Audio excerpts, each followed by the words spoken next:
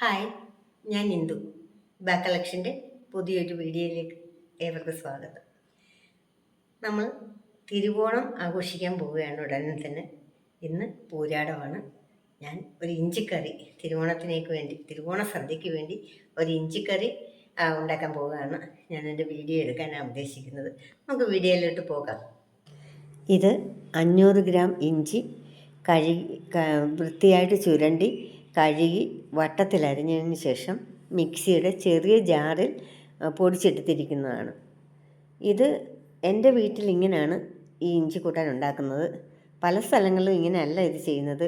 ഇഞ്ചി വട്ടത്തിലരിഞ്ഞ് വറുത്തെടുത്തതിന് ശേഷം പൊടിച്ചാണ് ഉപയോഗിക്കുന്നത്. ഞാൻ എൻ്റെ വീട്ടിലെ ആ ഒരു സിസ്റ്റമാണ് ഇഞ്ചിക്കറി ഉണ്ടാക്കാൻ ഫോളോ ചെയ്യുന്നത്. ഈ വീഡിയോ മുഴുവനായിട്ട് കാണണം. വീഡിയോ ഇഷ്ടപ്പെട്ടാൽ സബ്സ്ക്രൈബ് ചെയ്യണം. പിന്നെ ഫ്രണ്ട്സിനൊക്കെ ഒന്ന് ഷെയർ ചെയ്ത് കൊടുക്കുകയും ചെയ്യുക. ഈ ഇഞ്ചിക്കറി എല്ലാവരും വീട്ടിൽ ഇതുപോലെ ഒന്ന് പരീക്ഷിച്ച് നോക്കണം. എന്നിട്ട് നിങ്ങൾ കമൻ്റ് ഇടുകയും ചെയ്യണം. നമ്മുടെ ചീനച്ചട്ടിയിൽ വെളിച്ചെണ്ണ ഒഴിച്ചിട്ടുണ്ടായിരുന്നു. അതിലേക്ക് ഈ പൊടിയായിട്ട് പൊടിച്ച് വെച്ചിരിക്കുന്ന ഇഞ്ചി ഇട്ടിട്ടുണ്ട്. അതൊന്ന് നല്ലതുപോലെ ഇളക്കി മൂപ്പിച്ചെടുക്കണം നമുക്ക്. ഇഞ്ചി ഇപ്പോൾ നല്ലതുപോലെ മൂത്ത് വന്നിട്ടുണ്ട്. നമ്മൾ തേങ്ങ വറക്കുന്നത് പോലെ ഒരല്പം വെളിച്ചെണ്ണ ഒഴിച്ച് മാത്രമേ ഇത് ഞാൻ വറക്കുന്നുള്ളൂ. കാരണം എനിക്ക് ഒത്തിരി വെളിച്ചെണ്ണ അങ്ങനെ ഉപയോഗിക്കുന്നതിനോട് താല്പര്യമില്ല. അതുകൊണ്ട് ആവശ്യത്തിന് വെളിച്ചെണ്ണ ഒഴിച്ചിട്ട് ഞാനിപ്പം ഇത് മൂത്തിട്ടുണ്ട്. ഞാനിപ്പം സ്റ്റൗ ഓഫ് ചെയ്യുകയാണ്. സ്റ്റൗ ഓഫ് ചെയ്യണം. ഇതൊന്ന് തണുക്കട്ടെ. ഈ തണുക്കുന്ന സമയം കൊണ്ട് നമുക്ക് കുറച്ച് വേറെ ജോലികളും കൂടെ ബാക്കിയുണ്ട്. പറയാൻ വിട്ടുപോയ ഒരു കാര്യമുണ്ട്. നമ്മൾ ആ ഇഞ്ചി മിക്സിയിൽ പൊടിയായിട്ട് പൊടിച്ചെടുത്തില്ലേ, എന്നിട്ട് അതൊരു പാത്രത്തിലോട്ട് മാറ്റിയിട്ട് അതിൻ്റെ നീര് പിഴിഞ്ഞങ്ങ് മാറ്റുന്നുണ്ട്. ഇഞ്ചി നീര് ഇത് ഇഞ്ചി നീരാണ്. ഇഞ്ചി നീര് പിഴിഞ്ഞ് മാറ്റുന്നുണ്ട്. ഈ ഇഞ്ചി നീര് നമ്മൾ പിന്നെ ഈ കറിക്കകത്ത് ചേർക്കുന്നുണ്ട്. എന്നിട്ട് അതുകൊണ്ടാണ് ഈ ഇഞ്ചി അരച്ചിട്ടും ഇത് പൊടിയായിട്ടിരിക്കുന്നത്. നീര് പിഴിഞ്ഞ് മാറ്റിയത് കൊണ്ടാണ്. ഇത് ചെറിയ ചൂടുള്ള വെള്ളമാണ്. ഇതിനകത്ത് നമ്മളൊരു ചെറുനാരങ്ങ വലിപ്പത്തിലുള്ള ഒരു കുറച്ച് വാളം പുളി നമ്മൾ ഈ വെള്ളത്തിൽ മുക്കി വെക്കുന്നുണ്ട്. കാരണം അതൊന്ന് കുതിരട്ടെ. അത് നമുക്ക് വീണ്ടും ഇത് ഇഞ്ചിക്കറിയിൽ ചേർക്കാനുള്ളതാണ്. അതുകൊണ്ട് വീണ്ടും നമ്മൾ ചീനിച്ചട്ടി അടുപ്പ് വെച്ചിരിക്കുകയാണ്. ഇനി കടുക് വറക്കാനുള്ള പ്ലാനാണ്. കടുക് താളിക്കാൻ വെളിച്ചെണ്ണ ഒഴിച്ചിട്ടുണ്ട്. അത് ചൂടായപ്പോഴത്തേക്കും ഞാൻ കടുകിടുകയാണ്.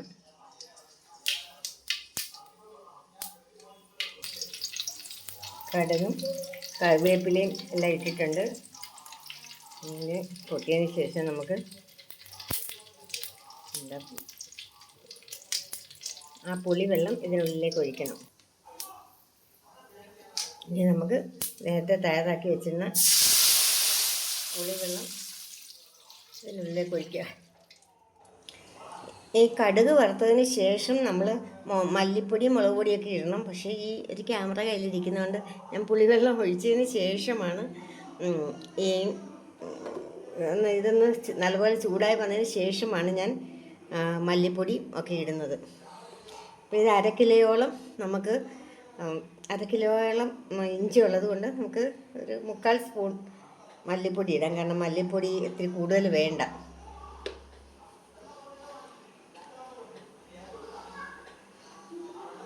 അതിനുശേഷം ഒരു വലിയ സ്പൂണാണ് എൻ്റെ കയ്യിലിരിക്കുന്നത്. അതിന് ഒരു 1.5 സ്പൂൺ സാധാരണ മുളക് പൊടിയാണ്. ഒത്തിരി എരിയുള്ളതല്ല, എന്നാൽ എരി കുറവുമില്ല.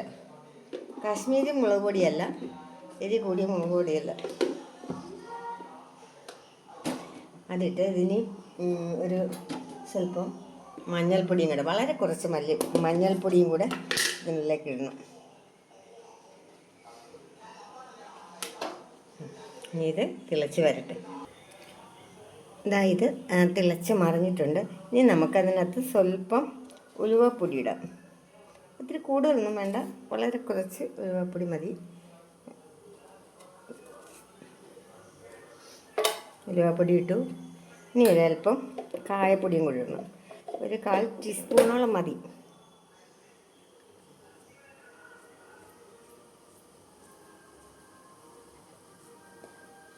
അത്രയും മതി. ഒരു 1/4 ടീസ്പൂൺ കായപ്പൊടിയും കൂടി ഇടുക. അതിനുശേഷം ഇതൊന്ന് തിളച്ച് പറ്റി വരട്ടെ. അതായത് തിളച്ച് മറിഞ്ഞിട്ടുണ്ട്. ഇതിനകത്ത് നമ്മൾ സ്വല്പം ഉലുവാപ്പൊടി ഇട്ടു, സ്വല്പം വളരെ കുറച്ച് കായപ്പൊടി ഇട്ടു. ഇത് ഈ രീതി ഞാൻ എൻ്റെ വീട്ടിൽ എൻ്റെ അമ്മ ചെയ്യുന്നത് കണ്ടിട്ടാണ് ഞാനിത് പഠിച്ചിട്ടുള്ളത്. അമ്മയ്ക്ക് മധുരം ഭയങ്കര ഇഷ്ടമാണ്. അതുകൊണ്ട് അമ്മ ഇതിനകത്ത് നല്ലതുപോലെ ശർക്കരയൊക്കെ ഇടും. പക്ഷേ ഞാൻ ഇതിനുള്ളിൽ ഞങ്ങൾക്കത് ഇവിടെ അത് ഇഷ്ടമല്ലാത്തതുകൊണ്ട് ഒരു കുഞ്ഞ് കഷ്ണം ശർക്കര ഇതിനുള്ളിൽ ഇടുന്നുണ്ട്. അത് ഈ ഉപ്പും പുളിയൊക്കെ ഒന്ന് ബാലൻസ് ആകാൻ വേണ്ടിയാണ് അത് ഇടുന്നത്. നമ്മളിതുവരെ ഉപ്പ് ഇട്ടിട്ടില്ല, ഇനി ഉപ്പിടണം. ഇതിനുള്ളിലോട്ട് ഞാൻ കുറച്ച് ഉപ്പ് ഇട്ടിട്ടുണ്ട്.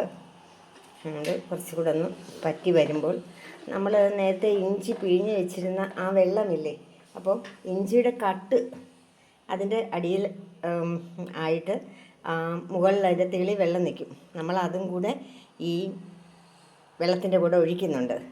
അത് ഒഴിച്ചെങ്കിൽ നമ്മൾ പിഴിഞ്ഞെടുത്ത ആ ഇഞ്ചിയുടെ എസൻസ് അല്ലേ ഈ വെള്ളം. അപ്പോൾ ആ തെളി വെള്ളവും കൂടെ ഒഴിക്കണം. ഒഴിച്ചതിന് ശേഷമാണ് കുറച്ച് നേരം കൂടെ കിടന്നതിന് ശേഷം നമുക്ക് ഈ പൊടിച്ച് വെച്ചിരിക്കുന്ന ഇഞ്ചി ഇടാം.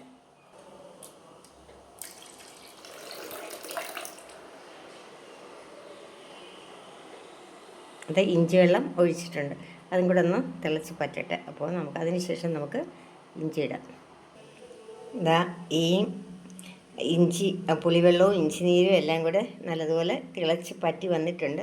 ഇനി നമുക്കിതിനകത്ത് പൊടിച്ച് വെച്ചിരിക്കുന്ന ആ ഇഞ്ചി ഇട്ട് കൊടുക്കാം. പിന്നെ പൊടിച്ച് വെച്ചിരിക്കുന്ന ഇഞ്ചി ഇട്ടിട്ടുണ്ട്. ഇത് നല്ലതുപോലെ ഒന്ന് ഒത്തിരി തിളക്കരുതെന്നാണ് പറയുന്നത്. നമ്മൾ ഇഞ്ചിയുടെ ഒരു പച്ച ചുവ മാറുന്ന ഒരു പച്ച ചുവല പച്ച മണം മാറുന്ന ആ സമയം വരെ ഒന്ന് ഇളക്കി കൊടുത്താൽ മതി. അടുപ്പിൽ വെച്ചാൽ മതി. പിന്നെ ഇതങ്ങ് ഓഫാക്കിയേക്കണം. അപ്പോഴത്തേക്ക് ഇരുന്ന് കുറുകി ഈ ഇഞ്ചി നല്ല കറിയായിട്ട് വരും. അങ്ങനെ നമ്മുടെ സാധൂറും ഇഞ്ചിക്കറി ഇവിടെ റെഡിയായിരിക്കുകയാണ്. നമുക്ക് തിരുവോണത്തിനും ഉത്രാടത്തിനും ഒക്കെ ഇലയിൽ വിളമ്പേണ്ട ഇഞ്ചിക്കറിയാണിത്. ഇത് നാളെ തണുത്ത് കഴിയുമ്പോൾ ഒരു നല്ല അടപ്പുള്ള ഒരു പാത്രത്തിൽ ആക്കി വെക്കണം. ഇനി മറ്റൊരു വീഡിയോ ആയിട്ട് വരുന്നതിന് വരെ ബൈ.